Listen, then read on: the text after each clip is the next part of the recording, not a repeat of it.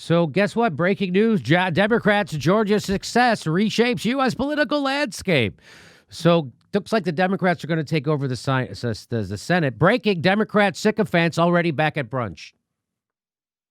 Unless you're viewing the landscape from Wall Street. So Democrats' Georgia success reshapes the U.S. political landscape. Projected election victories will give Biden a majority in the Senate and were built on a revamped strategy and organizational effort.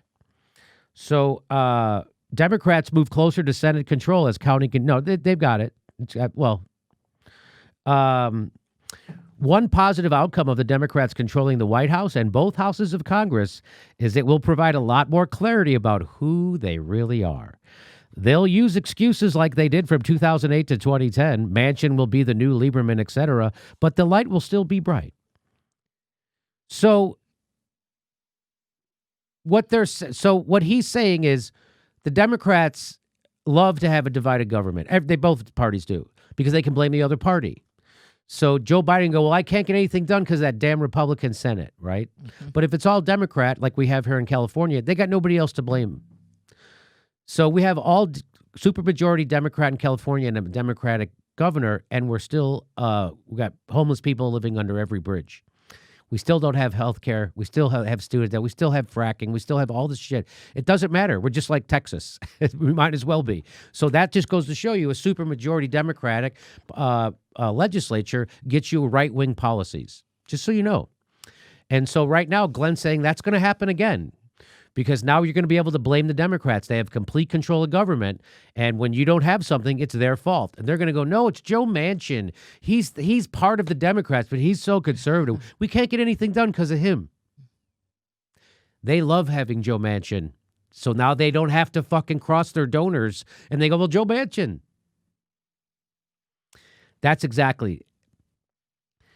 And what's going to happen is a more competent Trump is going to take over after this. And then we'll be told we just need to get rid of that person first, and then we can have actual change, and the cycle keeps continuing.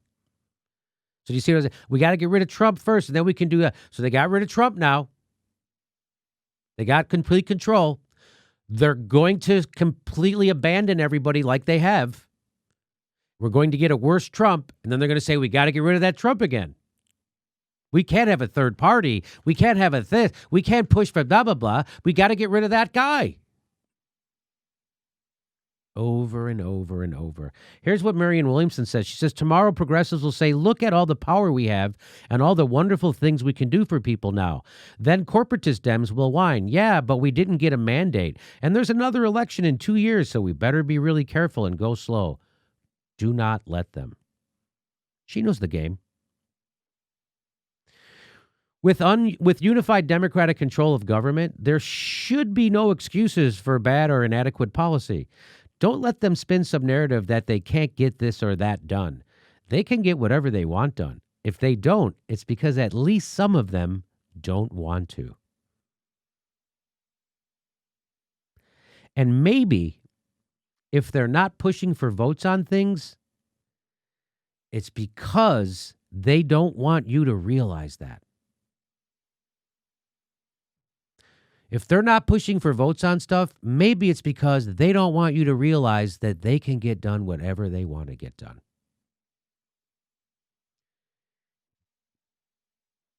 Now the Republican shields are down, but Mitch, and the only reason for Dems not taking rapid, massive action on climate would be their own choice. Push hard, for we are out of time, says Peter Kalmus. The filibuster can be abolished with 51 votes.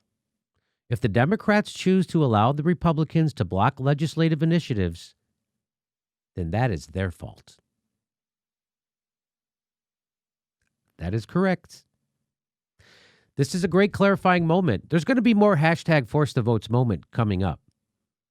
So the squad already showed you who they are. They're capitulators to power. Cori Bush, Jamal Bowman, their first act was an act of cowardice and capitulation to the establishment, Nancy Pelosi, a war criminal.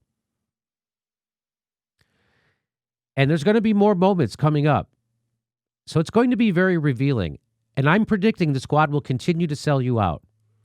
Now, some other people don't think that's going to happen. Other people think that if we pressure them, they will do the right thing.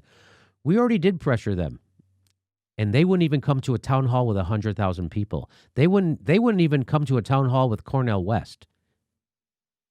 We already did pressure them, and they gave us the finger. And anybody else telling you that they're naive or they just have... Ocasio-Cortez is a grown-up, smart person who knows exactly what she's doing, along with the rest of them. They are grown-up, smart, capable people, capable of winning a frickin' congressional race. They know what they're doing. They know it better than we do. So anybody telling you that they're naive and they're good people, they're just making bad decisions, that person is gaslighting you. That is not fucking true, and everybody knows that's not true. That's why Fraud Squad is trending. That's why Fraud Squad trended organically. I didn't push that. That wasn't me. I didn't make that up. And now, if they don't get rid of the filibuster, there's no point. Again, there is no point to the Democratic Party except to fake you out and to take all the progressive energy and squash it. That's what the Democratic Party, that's what Bernie Sanders is there for, and that's what the Justice Democrats are there for. They're there to take all that revolutionary energy and squash it and kill it inside the Democratic Party. And that's what they're doing. I don't know if you noticed, the Justice Democrats are not fighting against the establishment Democrats. They're always fighting against Republicans. That's what they're doing. They're just Democrats. The Justice Democrats are a failed experiment. 100%. What Shama Sawant said is true. The road inside the Democratic Party for progressives leads to a graveyard.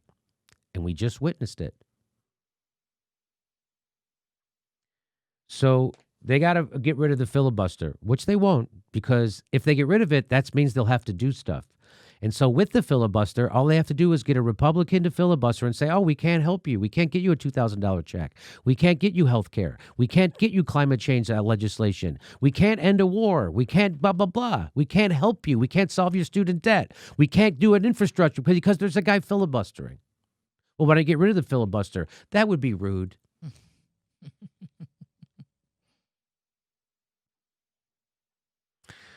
Breaking, Biden announces creation of a Department of Excuses, which aims to tirelessly fabricate reasons as to why Democrats are unable to pass any policy despite having control of both the House and the Senate. That's a great tweet.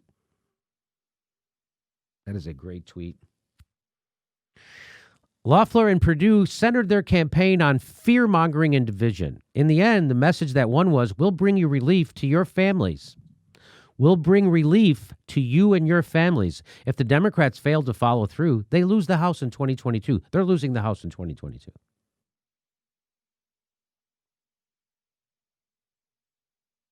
You know, it's funny. When they campaigned on not being Medicare for all, the polls weren't really looking so good. Then they campaigned on actually helping people, and it worked out. Isn't it weird when you campaign on actually helping people and having government do things for people, people vote for you? When you campaign on Medicare for all will never come to pass, you don't win. Donald Trump ran on, I'm going to give everybody health care. He didn't. How about if you run on helping people and actually do it? Boy, I bet you could have a super Democratic majority forever. The only thing standing between us and Medicare for all is the Democrats now. Remember that. Remember that. The only thing standing between us and Medicare for all are the Democrats. And remember that when they try to convince you otherwise. Remember that. When somebody from the Justice Democrats, when Mark Pocan or when Ro Khanna or AOC or Ilhan Omar or Ayanna Pressley, they try to tell you that the Republicans are blocking Medicare for all, you tell them it's you. It's your party. And when are you going to call them out? It's your party. It's Nancy Pelosi and Chuck Schumer. It's your party that's blocking Medicare for all. It's the Democrats. Here, this is an unbelievable tweet. Alexandria Ocasio quote. What do you see? What's different about this tweet than her normal tweets? Hello, it's a new day. Who's ready to push? Ready to push for retroactive COVID relief and push for student loan cancellation, for climate justice. Not a Green New Deal. Do you see how she switched from a Green New Deal to climate justice? So she went from from Green New Deal to climate justice, gets better. Voting rights, ending the death penalty. Health care. So she switches Green New Deal to climate justice and Medicare for all to health care. She's just naive. She doesn't know how it works. Except she knows exactly how it works. That is a sly fox. And somebody trying to tell you they're just an innocent pussycat is lying to you. She's a craven, conniving, scheming politician like fucking everyone. And if anybody tells you otherwise, say, now who's being naive, Kay? Now who's being naive, Kay? So there it is. What policies do you most want to push for? How about Medicare for all, the thing you ran on? Oh, you changed it to health care. Why? Because she is a fraud. I don't know, Jimmy. The line that says, who's ready to push? Do you see those emojis? It has diversity. It has white people, black people, brown people. It has diversity, Jimmy. She's on the right page. Disgusting. And that word push, interesting, not force. Not force, push. Isn't it funny? And you don't feel like a cuck? You don't feel like a chump? If you are an AOC supporter, you don't feel like a chump? She just played you. Be candid with yourself. She's playing you. On purpose. That's calculated. That's conniving. She knows exactly what she's doing. She's not naive. She's not a child. Don't infantilize AOC. She's a grown-up, one of the most powerful people in the world, and she is fucking you. That is her fucking you. Healthcare? Wait a minute. We have Democrats control government, and you switch from Medicare to healthcare because she's selling you out. She's not your ally. She gives lip service to the same things that you like and then does nothing.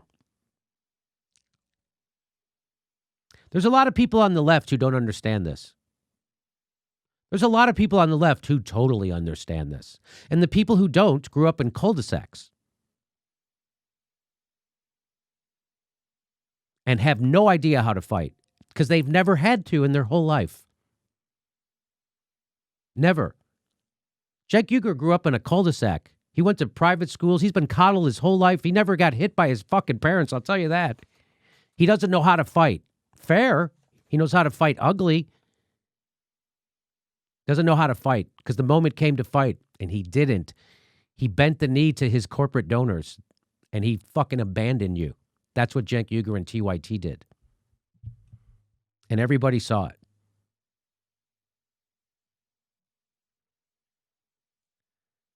And he's protecting her. The Young Turks, TYT, are protecting her and the Justice Democrats. And everyone sees it. It's disgusting. Oh, we're supposed to treat them differently than we treat other politicians when they sell us out. Why? Because I know them. Because I know them personally. Because my ego is invested in the Justice Democrats. When she sells you out, you're supposed to call her out even louder.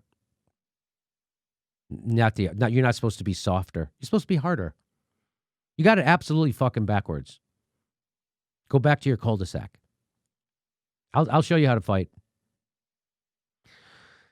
Jim Earl says to AOC, translation, 10 years ago today, after the Democrats used their supermajority to pass the ACA, which is Obamacare, Blue Shield raised its premium 60%. Let's build on that.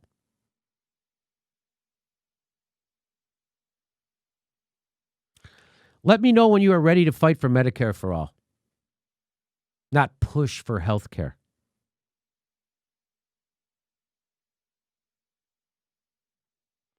$2,000 recurring checks until the pandemic is over. That's what Ilhan Omar tweeted out on January 2nd. That's great, Ilhan. Why don't you try telling your other colleagues and stop telling Twitter? Because all y'all know how to do is tweet. That's all they know how to do. The Justice Democrats don't do shit.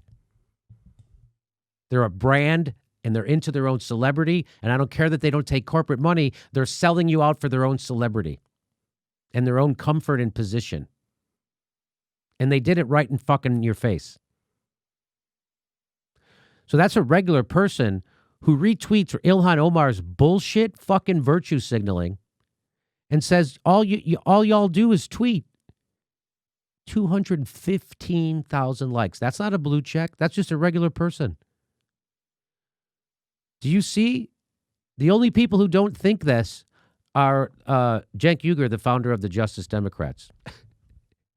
The only people who don't feel like this about the Justice Democrats who just sold you out in the most blatant way possible would be Cenk Uygur, I think. So there you go. And they're selling you out. The Justice Democrats are not doing what they said they would do, and you should stop giving them money. You should stop giving Justice Democrats money. You should make them do what they said they were going to do. And when they do, you'll start giving them money again. But stop. Stop giving the Justice Democrats money. Stop. I can't say that hard enough. Stop giving them money. Hey, everybody, this is the part where I tell you where all our live shows are, but there aren't any. And then this is why I tell you to join our premium program and get extra content, but nobody's got a fucking job. So just enjoy the video.